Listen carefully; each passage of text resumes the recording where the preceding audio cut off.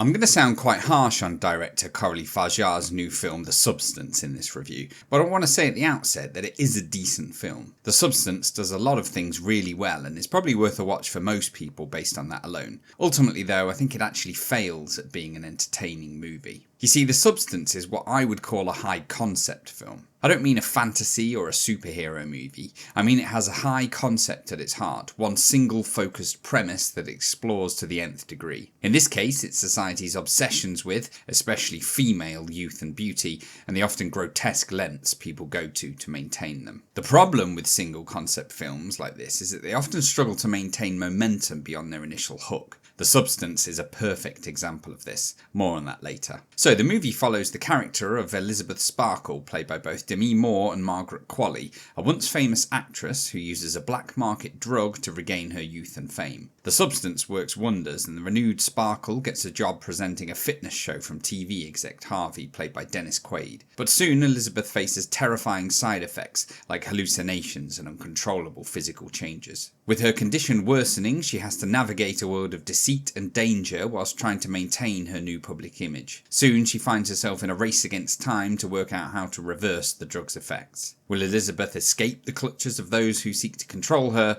or will she succumb to the monstrous transformation? So yeah, tough one, The Substance. Visually, it's brilliant. It's clear director Coralie Fargeat takes the look of her film seriously, and also clear that she takes heavy inspiration from Stanley Kubrick. No bad thing. Everything in The Substance is cold, sterile, angled, shiny, matching the cruel world Elizabeth Sparkle finds herself in. In fact, the movie reminds me visually of high-concept sci-fi films from the 90s and early 2000s, things like Gattaca, Children of Men, only filtered through the lens of something like TikTok, quick edits, flashes of light and colour. I'm sure to many of you that sounds about as appealing as an ice cold shower, but that's kinda the point of the film. The tone of The Substance is bang on too.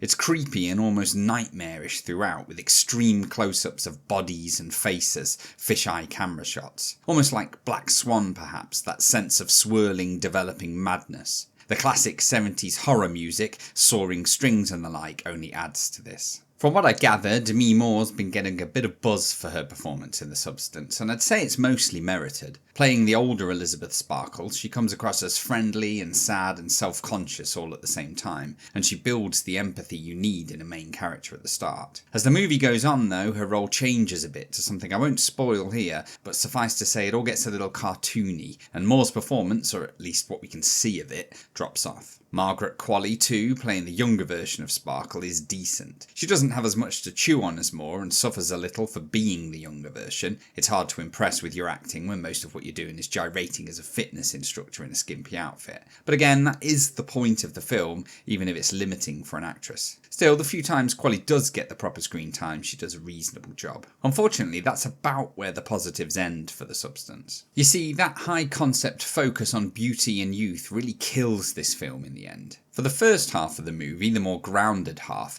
it does a good job of exploring the theme from multiple angles. How the world reacts to older women and how the women themselves are complicit in that. How the media's objectification of women has changed over the decade. How there's a mental cost to trying to stay young. The Substance has a subtle script that doesn't beat you over the head. It's full of metaphors, analogies that genuinely give you something to think about. But unfortunately, that theme of youth, beauty and ageing is a tired one. And when you sacrifice the characters of your film to focus on it, making them flat and 2D, you lose something in the process. Scenes linger a little too long in The Substance too. The camera lingers on body parts to make sure you've got the point the film is making at that moment, even though you've got it 2 seconds into a 10-second hold. Actions are shown in excruciating detail. We don't arrive at a house and ring the doorbell, we get the cab, pay the cabbie, walk the street, check the house number, peep in the window, check the number again, ring the bell. It's all just a bit exhausting after a while, and I find myself as the movie went on waiting for it to end. Speaking of the ending, that's another place where The Substance really falls down. The longer this movie goes on, the less fresh ideas the writers and directors have to explore with their high concept,